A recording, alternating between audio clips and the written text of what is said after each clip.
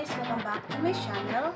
In today's video, we're going to discuss about searching algorithm. In searching algorithm, there are two topics, which is the linear search and binary search. So, let's get started. So, dili guys, kay muna siya ang PPT sa mong teacher na si Mr. Abraham P. Angki. So, ato siya siyang kaan. So, searching techniques. So, learning objective niya kay discuss the importance of searching algorithm, identify the use of searching algorithm, create Java program implementing a particular searching algorithm. So, natay duha ka buka topics which is the linear search and binary search. So, searching algorithm DI kay used to search or find or more than one element from a data set. This type of algorithms are used to find elements from a specific data structures. Searching may be sequential or not. If the data in the dataset are random, then we need to use sequential searching. Otherwise, we can use other different techniques to reduce the complexity. Importance and application of searching algorithm. We often need to find one particular item of data amongst many hundred thousand millions or more. Yeah, this is why search algorithms are important. Without them, you would have to look at each item of them. So, kung wala ni siyang kaning searching algorithm, kay kung sample na kay data, nya millions of data, billions of data niya, wala ka ba, wala siya na sort. Then imo siyang pangitaon tanang step by step, mo siya dugay ka mahuman. And mo guys, ang kaning searching algorithm. So, ang searching algorithm kay na siya two categories which is the sequential search. Sequential search kay list of array is traversed sequentially and every element is checked na siya to step by step na siya ang linear search. Then ikatuwa is interval search. These algorithms are specifically designed for searching inserted data structures. This type of searching algorithms are much more efficient than linear as they repeatedly target the center of the search structure and divide the search space half.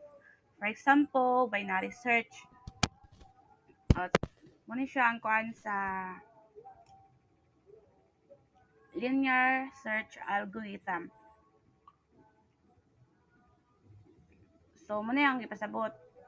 Kung imuhang sa linear search, kung imong pangitawon si 20, mag-una sa ka sa index 0. Nga tanaw nimo ang element sa index 0 kung 10 ay kan 20 ba. Then dili man so arin sa ka sa index 1. Then imong ang element din sa sud kung 20 ba siya. So dili man. So far tatod maabot ka sa index 6 nya tan-aw nimo o ang index 6 kay 20 bang sud sa element. So kung equal sila, so ara na ka dira. Muna na siya ang imong kuan kanang match sila. Then diri sa kuan man siya kanang including mo ni siya ang pagbutang sa class. So class GFG nya curly braces, public static and search and array and x. Then diri muna siya diri guys. Kani nag ay mo gikuha ng n equals to array.length ang kuan si mong array length si mong array kung pila. Then diri i-return mo siya. Then return negative 1. Then public static void main. Then siya mo siya diri ang nth array. So natay labo ka array 1, 2, 3, 4, 5. So natay 5 ka buka array. Ya atong nth x na to kay 10. Ya end result ko search. So mo siya ini ka search na to mo result na siya. Na diri kung kuan daw ang result daw kung equals to negative 1, so mo siya mo print element is not present in array. Then system.out.print element is present at index mo siya mo kuan na to diri ang katong index. So, kung imong gipangitaba na kuan kay naba sa index 0, index 2. Ya diri sa binary search. So So, binary search approach. Binary search is a searching algorithm used in sorted array by repeatedly dividing the search interval in half. So, the idea of binary search is use the information that the array sorted and reduce the time complexity to 0 of log n, O of log n. The basic step to perform binary search, I begin with an interval covering the whole array. So, diri na. Di ba? Muna siya tong array. Natay 10 kabuk ka array. Then muna siya tong sod. Sa sod sa tong array. So, sorted man siya. 10, 14, 19. Sorted means, di kan sa gamay, padung sa dako. So, ato atong pangitaon dako no, we need to search the location of value 31. Ato pangitaon kung asa location ang seed 31. So, ang first daw na buhaton kay mid equals low plus high minus low niya i-divide siya sa 2. So, dire namatay ko index 0. So, pinaka-low kay mo sa index 0. So, 0 plus pinakataas high na to kay 9. Minus na to low 0, i-divide na to 2. So, 0 plus 9 equals to 9. 9 minus 0 equals to 9. Then, 9 divided by 2 equals to 4. Then, sa integer value kay 9 point, 4.5. So, i-disregard ito na ang kanang point, ato na siyang i-whole number. So, 4 na lang siya. So, ato ang atong middle, kay nasa 4.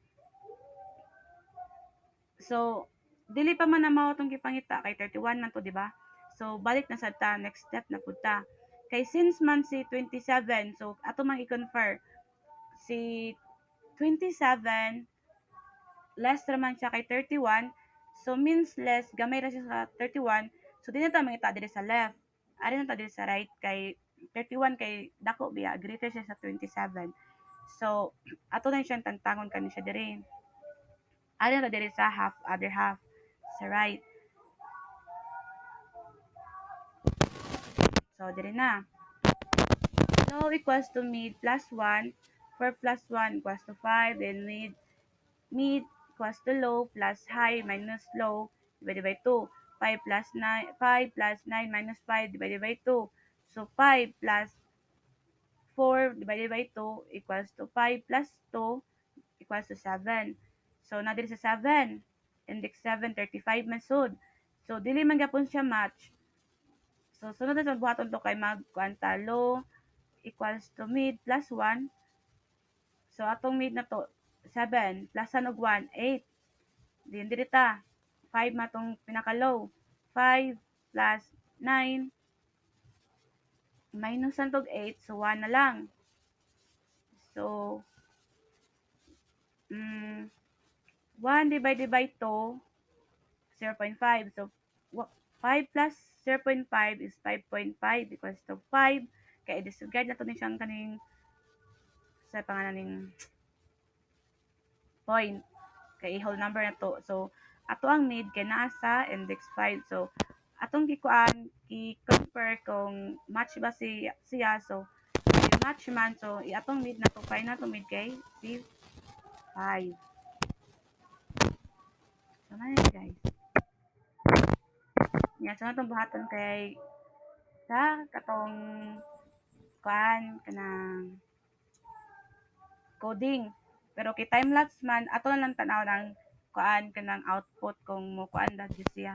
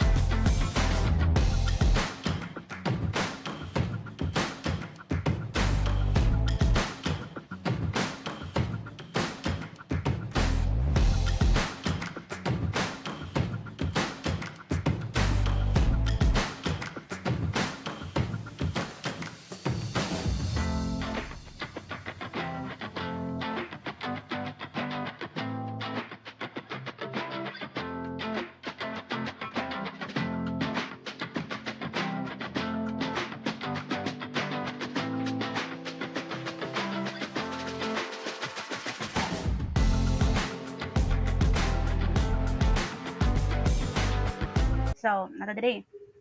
Muna siya to ang output. Kani, muna siya itong output. So, enter size of the array. Ato'y putang 5 lang kabuok. I mean, 5 yung size. Then, enter 5 element. So, ato nahon kay ang sorting lang. 1, 2, 3, 4, and 5. Yun. Enter.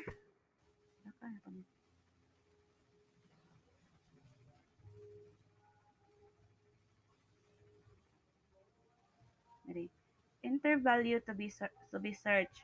So, atong taon ang value na atong ato'y ibutang atong value atong taon. So, 4. Yun. Is the array sorted? Naka-sorted ba siya? Yes. Ayun. At adre sa B. Binary. So, naingan siya na the value that you search for is in index or location 3 of the array. So, atong kung anong kontakto ba? So, 0, 1, 2, and 3.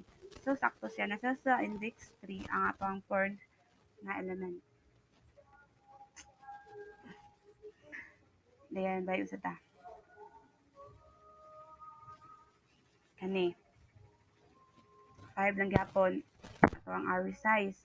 Dayon, 2, 5, 4, 3, 6. Ano siya? Then, atong baytaon si number 5. Ay, si value na 5. Dayon, is the array sorted? No. Nga, atong isuway ni, sige, mo linya siya ta. Ano siya? Sakto man. The value that you search for is in index location 1 of the array. So, 0 and then 1.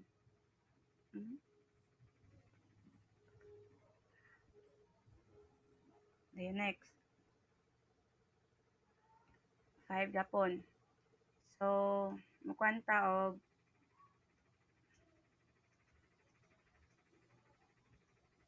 lang.